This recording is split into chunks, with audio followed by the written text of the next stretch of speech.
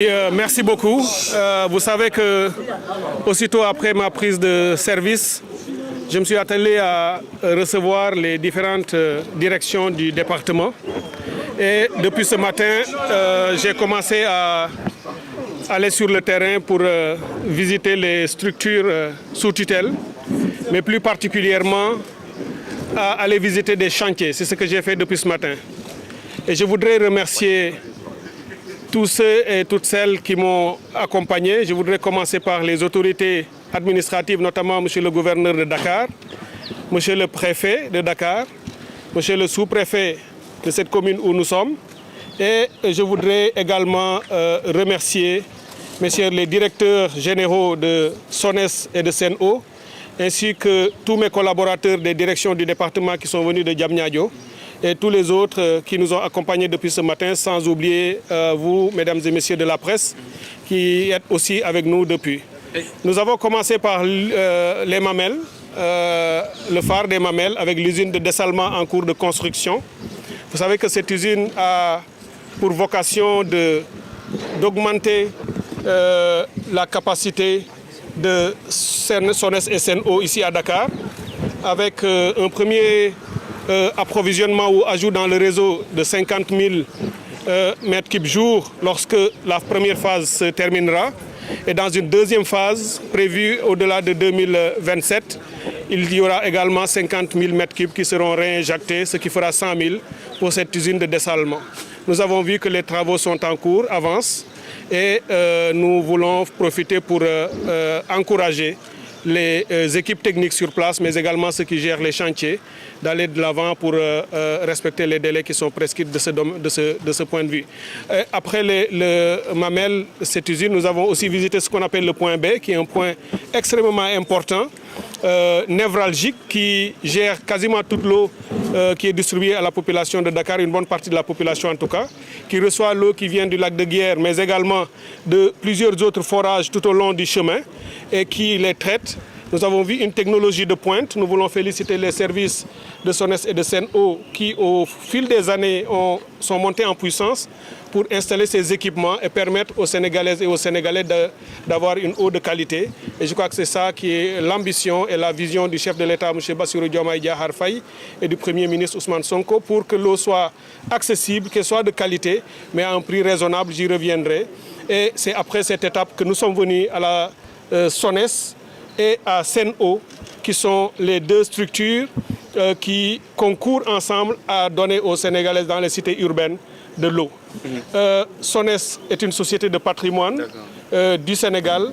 SEN'EAU, contrairement à ce que beaucoup pensent, est aussi une société de droit sénégalais détenue à 55% par le Sénégal, 45% ou 44% par l'État du Sénégal et 11% par les salariés, ce qui en fait 55, ce qui veut dire que SEN'EAU également est une société sénégalaise. Et c'est tout cela que nous sommes en train de regarder, puisque suivant les instructions du président de la République, il s'agit non seulement de montrer effectivement que l'eau est une surpriorité pour le gouvernement, le secteur hydraulique de manière générale. L'eau n'est pas seulement un droit humain fondamental conforme à l'objectif 6 des ODD, des objectifs de développement durable, mais nous voulons faire de l'eau la première ressource et le premier prérequis ou l'impératif de développement et de la relance des secteurs, notamment le secteur agricole et industriel. Et pour ce faire, il nous faudra une nouvelle politique. Vous l'avez déjà vu, le président de la République a donné des injonctions dans ce sens. Pour comprendre l'existant, j'ai constaté depuis ce matin que beaucoup d'argent a été investi dans ce secteur, tout au long des années. Évidemment, lorsqu'on dit ça, on doit dire aussi qu'il faut faire un diagnostic, qu'il faut évaluer, qu'il faut auditer pour savoir où cet argent est allé, à quoi ça a vraiment servi. Nous avons vu les équipements et les évolutions et les résultats accomplis, mais évidemment, il faut toujours voir est-ce qu'on ne peut pas faire mieux, comment faire pour faire mieux, comment améliorer davantage, et c'est à cela que nous allons tendre.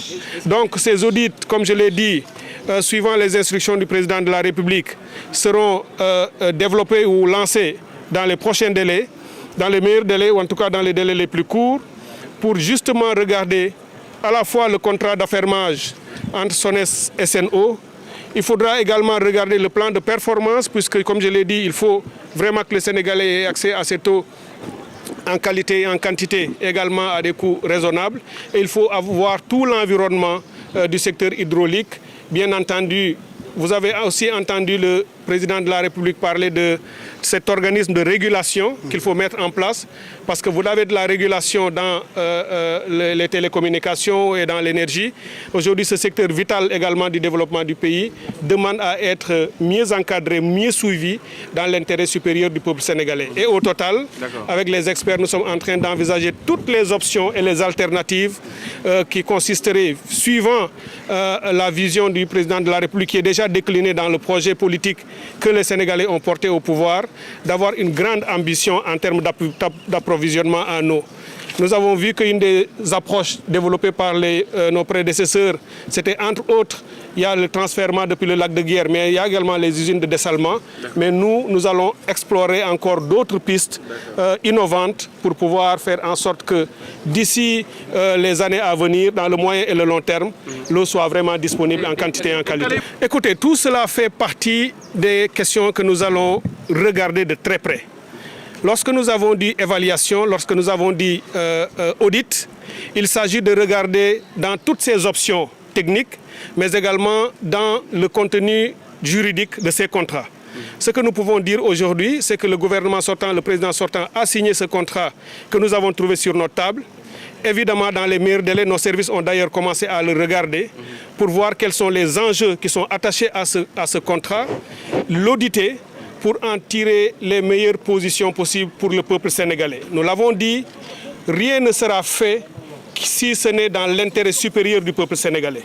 Nous n'avons pas a priori de position là-dessus avant d'avoir regardé, avant d'avoir audité, et des résultats de ces audits, y compris sur le choix de ce type de technologie, parce que le besoin en eau, il est réel, mais il y a plusieurs options possibles.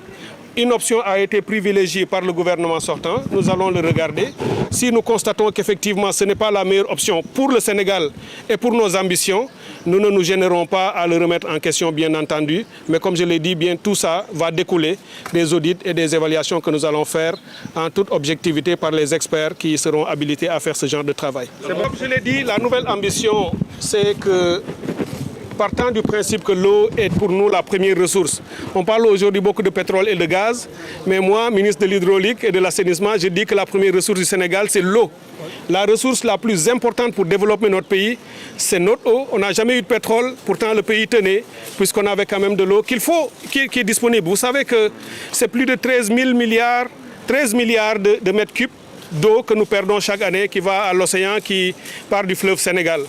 Vous avez vu dans le projet politique qui est porté par le chef de l'État, M. Bassirou Diomaye Faye, qu'il y a l'idée ou l'option de revitalisation des vallées fossiles.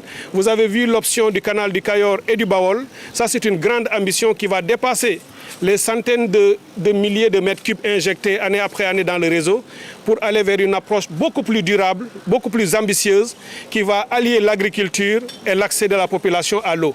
Puisque même en partenariat avec le ministre de l'Agriculture, mon collègue Mabouba Diagne, nous sommes en train de réfléchir sur une approche qui permettra de faire eau et agriculture, et avoir des projets conjoints qui soient de grande ambition et qui permettront de régler définitivement ces questions. Évidemment, dans ce cas-là, tout ce qui est autour du lac de Guiers sera rediscuté, revu avec une ambition nouvelle, mais également carrément une connexion sur le fleuve pour tirer l'eau de là. Nos experts sont en train d'y réfléchir et ces options-là seront mises sur la table le moment venu. J'ai dit que les audits permettront de tirer tout cela au clair. Ces audits sont une surpriorité. Tout le contrat d'affermage sera posé sur la table et revu. Les contrats de performance seront revus. Nous savons qu'il y a un problème d'équilibre financier dans le secteur, à la fois pour SONES et pour Sen'Eau. Le gouvernement attache beaucoup de prix à l'équilibre de ce secteur et à la survie de ces structures publiques. Et tout ce qu'il faudra faire, les efforts importants seront consentis pour pouvoir les aider à tenir, parce que pour que les Sénégalais aient justement continué à bénéficier de ce secteur, de ce service public important, il faut que ces structures-là également tiennent et toute notre énergie sera déployée à résoudre ce problème. Et dans les prochains jours, bien entendu, après l'accès à l'eau douce pour les ménages, les Sénégalaises et les Sénégalais, nous irons aussi voir l'autre partie du secteur qui porte sur l'assainissement, qui est aussi un problème crucial, puisque la saison des pluies approche et nous avons à cœur cette année d'anticiper, de faire mieux, de consolider ce qui a déjà été fait. L'année dernière, il y a eu des résultats et nous allons partir de là pour améliorer et faire mieux, pour faire en sorte que nos concitoyennes et nos concitoyens ne vivent plus les difficultés habituelles lors des hivernages. Écoutez, le sentiment est qu'il y a beaucoup de travail devant nous. Nous avons une mission très claire, une feuille de route. Nous sommes à l'étape de diagnostic et d'évaluation, nous sommes à l'étape d'audit. C'est là que nous concentrons nos priorités. Il y aura un nouveau référentiel sur les politiques publiques au Sénégal. Il y aura une bonne place pour le secteur de l'eau de manière générale. Et évidemment, j'appelle tout le monde à se mettre au travail assez rapidement, tous nos collaborateurs, pour aller vers une nouvelle politique sur le secteur de l'eau. Et puis travailler à renforcer et à faire en sorte que l'eau soit en bonne position, en bonne place dans ce nouveau référentiel sur les politiques publiques. Et comme je l'ai dit, il ne s'agit pas seulement d'un secteur cloisonné. Nous voulons faire de l'eau un secteur à l'entrecroisement d'autres secteurs, à la confiance de l'agriculture, de l'élevage et d'autres, pour que par sa maîtrise, nous travaillions à faire en sorte que la transformation structurelle de notre pays soit une réalité et que l'autosuffisance alimentaire appelée de ses voeux par le chef de l'État soit également une réalité.